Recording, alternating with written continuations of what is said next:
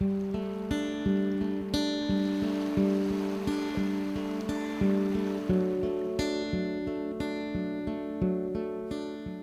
hook I'm using is a Sala size 5 in gold. Thread, this is a uni thread 80 in fire orange. Now I'm going to put down a layer of thread at the eye, from the eye down about 6mm or so, and then remove the waste piece and bring it back up maybe 2.5 to 3mm. Now I'm going to tie the wing in slightly different. We tie it forward and then draw it back. Now it's a method I like to use just to basically it ties in the wing extremely well, but gives it a wee bit more movement. More like in the temple dog style.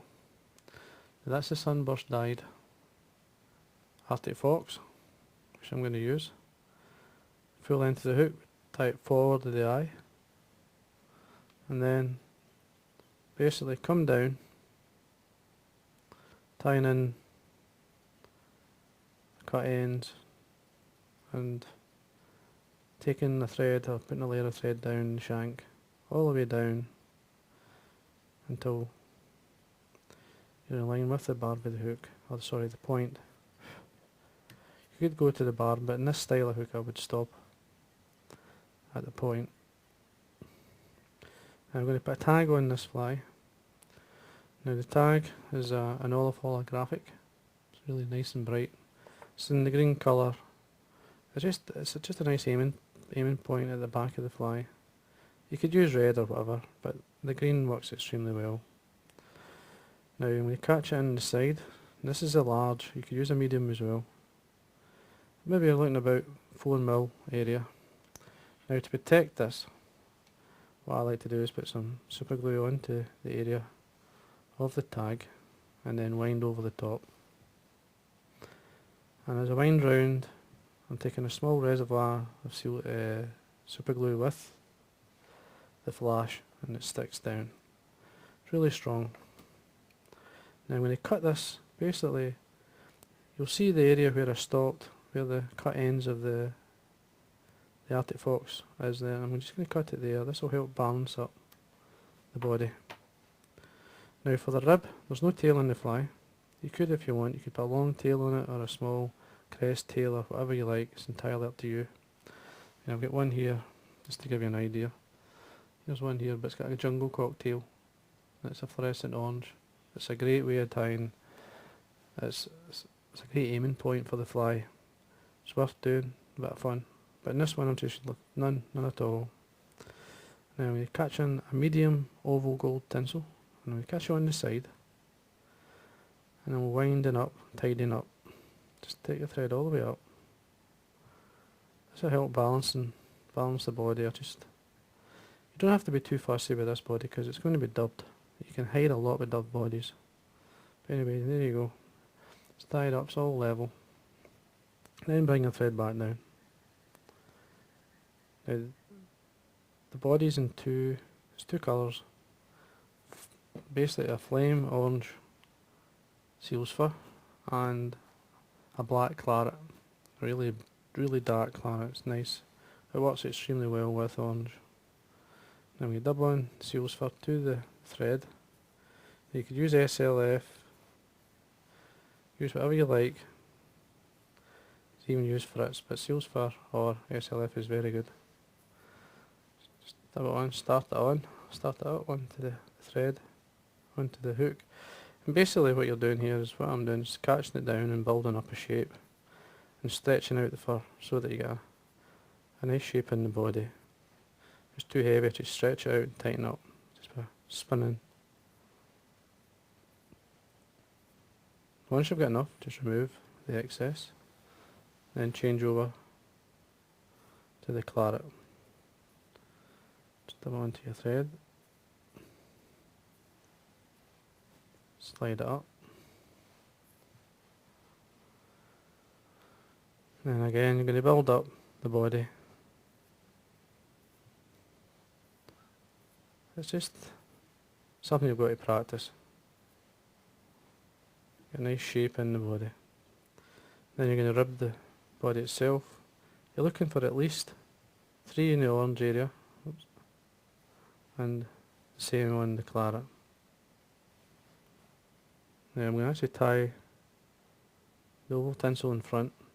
Just bring it underneath, lift up your thread, catching it in.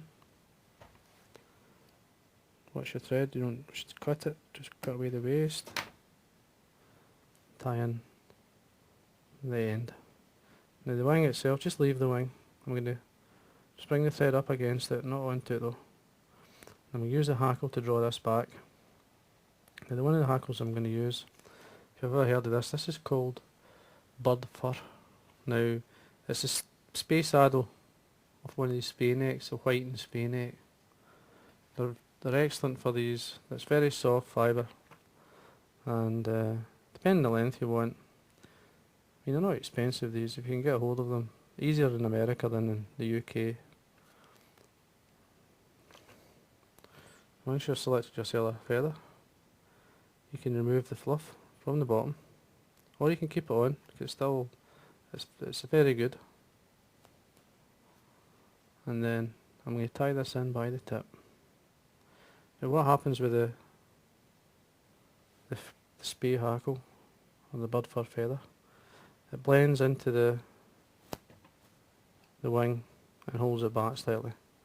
Now I've tied it in by the tip, folded it back, then I'm going to trim it away. And then basically tie, as I said, in front of the wing, but not onto the wing. You need a bit, good, just use up the hackle, plenty of movement. Tie it to suit. This is a size 5, so it's quite a good size hook. Once you've got enough, just bring your thread up beside the stem. Nice bend into the stem, a 90-degree bend, and then tie it down. Trim away the waste. Tidy up. Take the thread down to the eye and come back up. So what I'm going to do here is I'm going to tie in another hackle, as well as some jungle cork. Just slightly over. You see how it blends into the fly, sits nice. Now you get yourself some jungle cork, 2 medium sized eyes. Now I put them both on together. When it's basically halfway into the wing, you can add less, you tie it to suit yourself. Now I've got 2 here.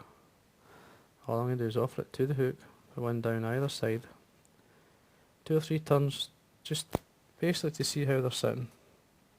Slightly up and into the wing. Check the length, they're the same length. If you're slightly longer than the other, just pull it. And once you're happy, tighten up, and then what I like to do is fold these back.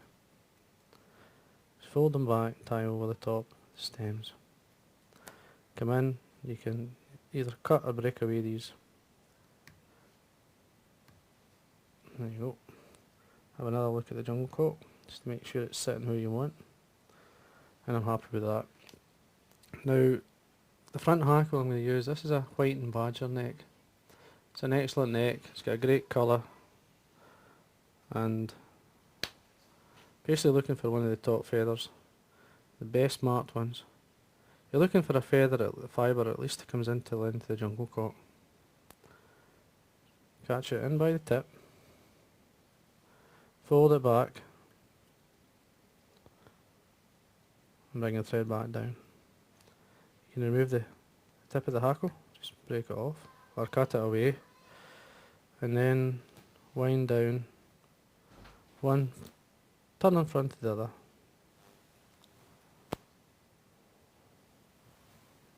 So you've got enough. You're looking for at least about 3 turns anyway. Now what you do is bring your thread up beside the stem, that 90-degree bend in.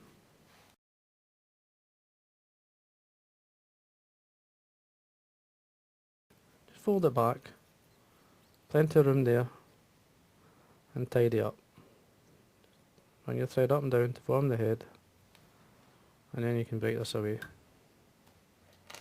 or cut it away, whatever suits you. And then go straight in and put finish. Trim away your thread. Just see how the whole fly is sitting. Now you can see the shape and the movement you're going to get in that fly. a very easy method to tie, and certainly worth having a go. Now all I've got to do is varnish the head.